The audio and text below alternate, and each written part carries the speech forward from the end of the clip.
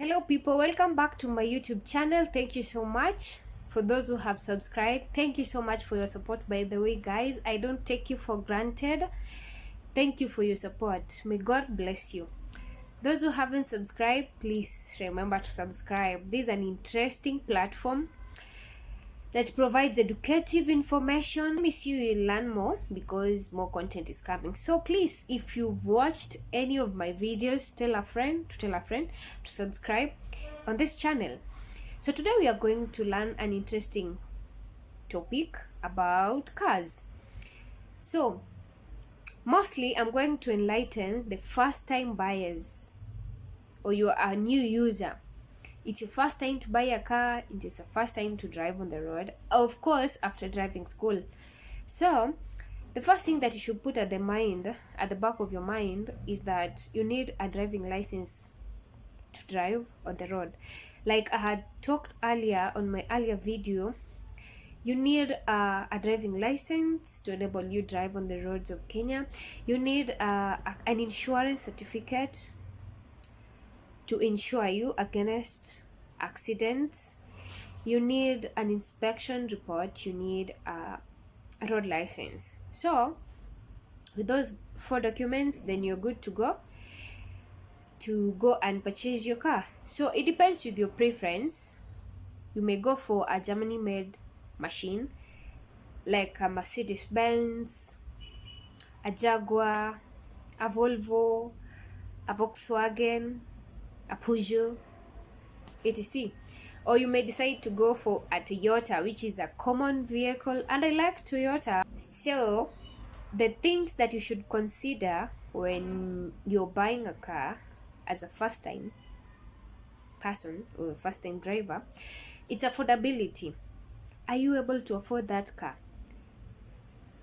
Because most people are so anxious, they are so overexcited, they are in a hurry to buy a car, but at the end of the day, some of them ends up regretting why they made such a choice. Maybe they ended up buying a car which is more expensive than their income on what they can afford. Maybe they ended up buying something which is more expensive than what they can afford. So the first thing to put into consideration is affordability. Are you able to afford that car? Being a first time buyer of a car, it's always good to go for cheaper models like Toyotas. If you go for Toyota machines are so easily available. You can easily find them on the road. You can easily find them in the country. Their spare parts, you can easily find them everywhere. So I would advise you as a first time buyer, please be considerate when it comes to affordability of buying that car. Don't go for an expensive machine regardless of your buying ability when you're a first time buyer, because you're bound to hit objects, bound to get scratches and dents. So just to be on the safe side, I would advise you to go for something which is cheaper, so that even at the end of the day, when you want to dispose it after 2 or 3 years, then you're good to go. You can dispose it off so easily. This car is more like a practice car, so you shouldn't purchase something which is so big that will cost you a lot of money when it comes to buying of spare parts, but buying something which is affordable to you and something that will get used to it when it comes to maintenance. Another consideration is fuel economy. Remember, this is your first car. You're not used to having a car in your expenses. Now you've bought your car, you need to start getting used to. You should buy a fuel efficient car which will enable you adjust your car related expenditures. Remember also, when a car is not a fuel guzzler, you as a first time driver or first time car purchaser, then you're able to drive a long way without having to fuel your car more often, and this will give you a good experience as a first time car owner. So be wise guys, be wise. Another thing is maintenance. The reason why I said Toyota, the good thing about Toyota cars, they are easily available, their spare parts can be found everywhere in most garages.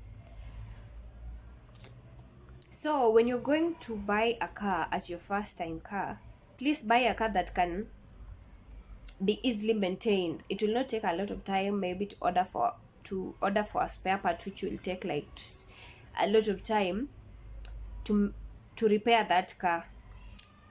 So to be on the safe side, buy a car that spare parts are easily found, because other cars, the spare parts are not found so easily.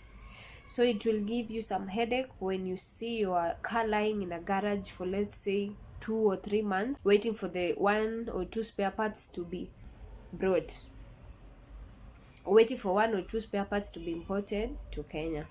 So please be wise. Buy a car that can easily withstand the roads of Kenya, and a car that's more affordable to you, easily to maintain, and not a fuel guzzler.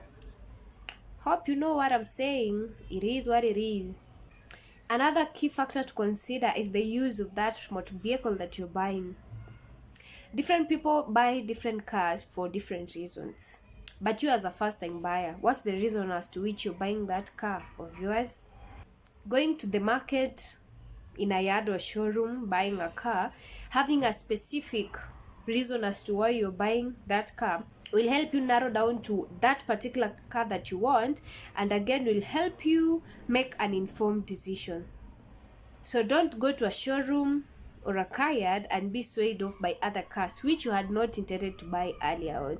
So go to a showroom or a car yard with a mind that is a set mind for that definite car that you want to buy. This will save you a lot of money. It will also save you a lot of time when purchasing that car. There's another thing that matters when buying a car for the first time. It's the size of the car. First of all, why are you buying that car? Do you want a 5-seater or a 7-seater or an 8-seater?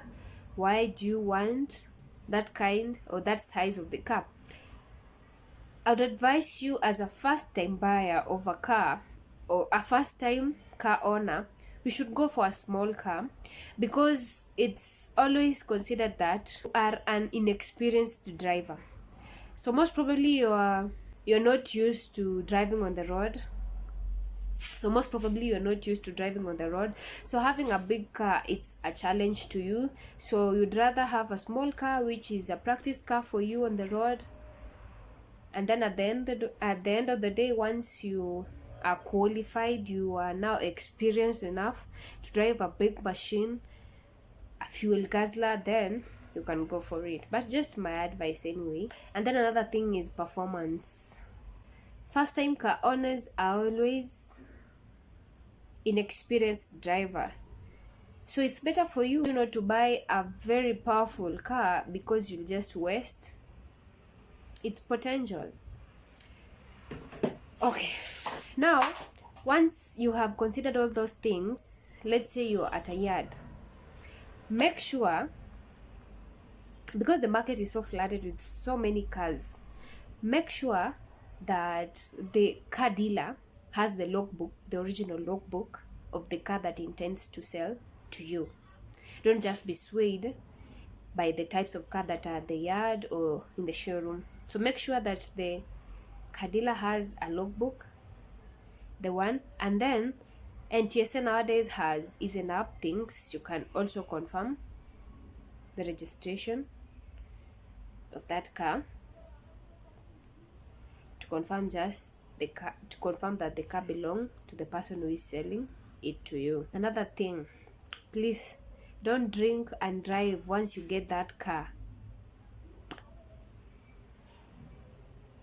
Follow the rules as you are taught at the driving school.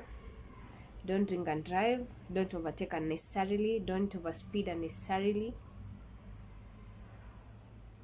Take care of yourself while on the road, and take care of other road users on the road. Thank you so much. So consider the affordability of the car, the maintenance, the cost, how much will it cost you to maintain the car, the use of the car, the performance of the car, the fuel economy of the car. Those things will help you determine the kind of the car that you want to buy, and then you'll not strain while you're transiting from a Mitsubishi to a Mitsubishi. Thank you so much for watching, guys. Have a nice time.